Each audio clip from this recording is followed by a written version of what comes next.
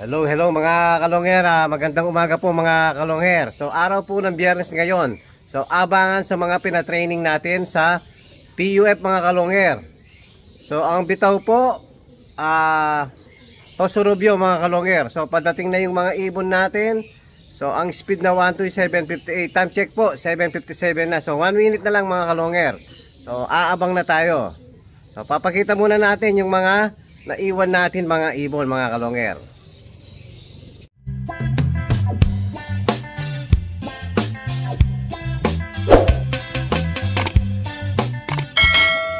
Hello, hello mga kalongher. So ito po yung tatlong naiwan natin. Meron pa tayong pansakay na tatlo sa BBC. So ito si Apo ni Batanes, tapos si Ukus, at saka si anak ni Pato 1K. So binaba po kagabi yung tolda ni Kiyo Dipogi. Yan po, magpagbasta nyo, nakababa yung tolda natin dahil nga sobrang mahangin paggabi rito. So meron tayong hindi pinasakay sa PUF mga kalongher, PUF MPFL. So eto si Opal dahil nga kinabukasan pa dumating nung training. At saka si Grisel, ayan po mga kalongher. At saka yung isa natin, mukhang malungkot yung ibon natin. Ayan mga kalongher, mukhang sagad. So tama lang na hindi natin pinasakay dahil delikado, baka hindi umuwi. Nung last training po, kahapon lang, Miyerkules pala, muntikan na maubos yung PUF natin mga kalongher dahil na-smash po. Mula umaga hanggang hapon umuulan. So halos ang dumating natin nung araw na yon, wala man sa kalahati. Tapos nagsidatingan mga kalongher hanggang hapon, hanggang kinabukasan. Nakatatlo pa tayo kinabukasan. Yun nga, si Grisel, yung blue bar natin, tsaka si Opal. So ayan po, yung isasakay natin mamaya sa BBC nga, yung tatlo natin natira. Lalaban pa yung tatlo natin mga kalongher. Tingnan natin kung saan aabot yung natira natin tatlo sa BBC. So abang na tayo sa PUF mga kalongher. May mga dumadaan na po. So abang-abang na po tayo mga kalongher. O yan, sakto mga kalongher, meron tayong padating. So almost 1 to 5 speed. Sino kaya yung mabilis natin? O si Banlun. Banlun Stitch mga kalongher. So umi-speed ng almost 1-2. So yan, mababait pa yung nasa unang cage natin. Ang matitigas ang ulo, lagi ko sinasabi mga kalongher, yung sa gitna ng cage, dahil nga hindi nasanay na may sumasalubong sa kanila. So itong mga to, mababait pa yan. Tignan mo mga kalongher. Tsaka maninibago yung mga ibon natin kasi hindi nga dating nakababa yung mga tolda. Pagmasdan yung kulay pink na binaba ni Kiyo na tolda mga kalongher. Buti hindi nanibago yung ibon natin.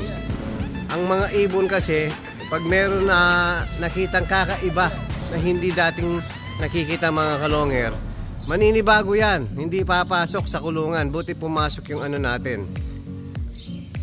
Yun, sanay na siguro mga kalongher dahil nga minsan binababa siguro ni Kiyo. Pero yung iba sigurado may maninibago. So abang pa tayo ulit, meron na tayong isa. Wala pang kasunod mga kalongher, oh. So abang tayo ulit. Ayan, mukhang meron na naman tayong parating mga kalongher. After 5 minutes, doon nasundan yung nauna natin ibon. So, second to the last training na po mga kalongher. Next basketing last training na po. Pero hindi pa rin nakakasunod yung mga ibon natin.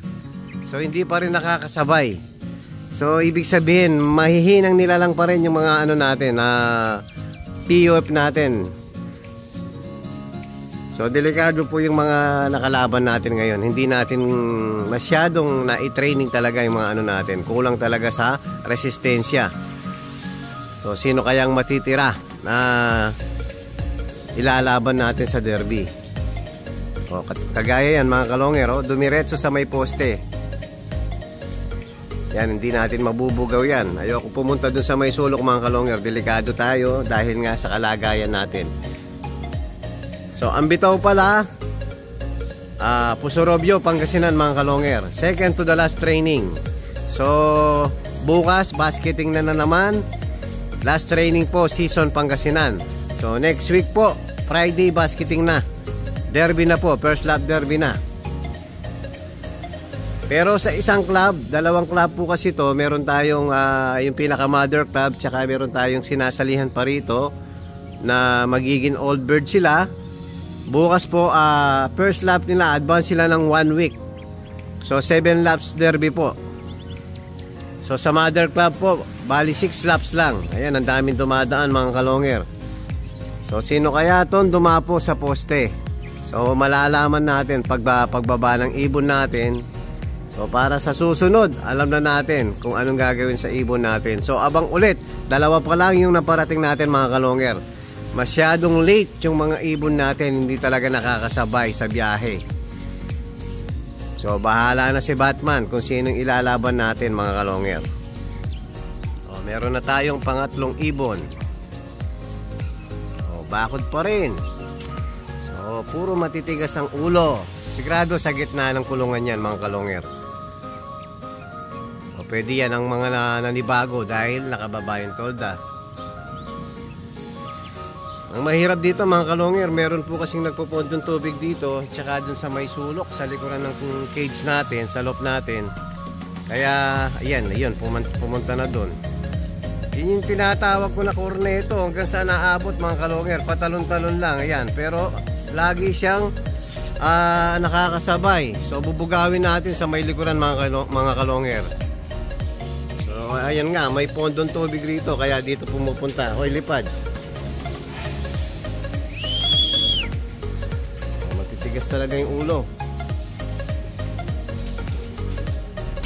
Nasaan ba yung isa? Nagtago yung isa. Sino ka ba? So para ma-check natin kung sino-sino yung mga nakakasabay. Wala si Corneto. Nasa baba niyan mga kalonger. Bugawin muna natin.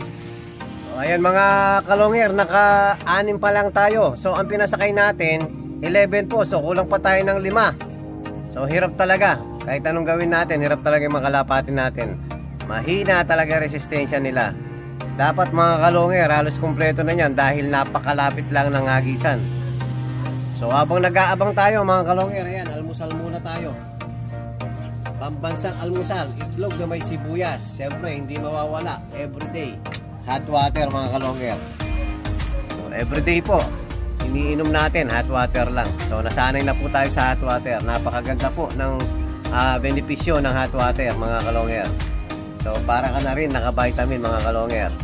So habang nag-aalmusal tayo mga kalonger, habang nag-aabang pala tayo, mag-almusal muna tayo mga kalonger.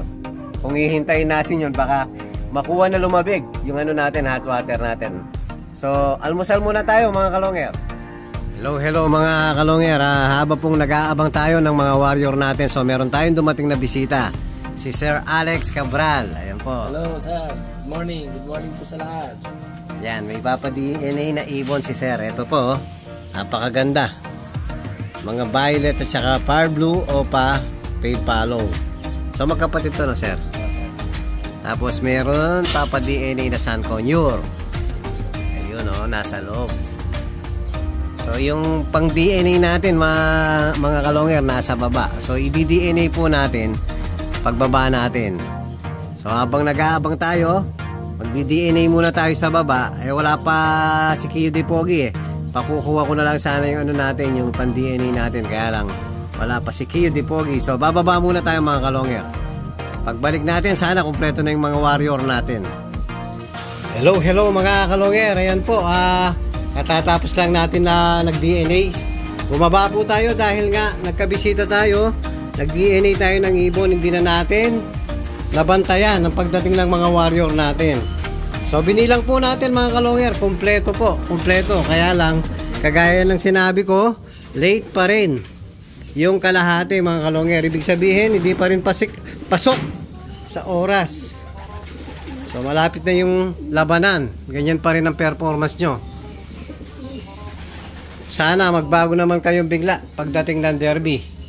Ayan, importante na kumpleto So yung isang ibon natin mamaya mga kalonger, papakita ko. Napunta po ng Baguio. Naligaw ng landas mga kalonger. Pinakawalan yon sa Binalonan. Last 2 days po. Yan, napunta po ng Baguio pero meron tumawag sa atin. Napakabait ng tumawag sa atin. So binigay na lang po natin sa kanya yung kalapate. So ito po yung ibon mga kalonger. Yan, pa-plus ko po sa sa video. Yan po, binigay na lang natin sa kanya para alagaan na lang. So maraming salamat kay sir. Napakabait nyo po. Sana dumami pa yung kagaya nyo. O yan lang po ang update natin sa mga warrior natin. At kung bago pa lang kayo sa aking channel, huwag kalimutan mag-subscribe, like and share at pakipindot na rin yung notification bell. Pati na rin po yung all para updated kayo sa mga bagong video natin. So yun lang po mga kalonger. Maraming salamat po. Keep safe and God bless.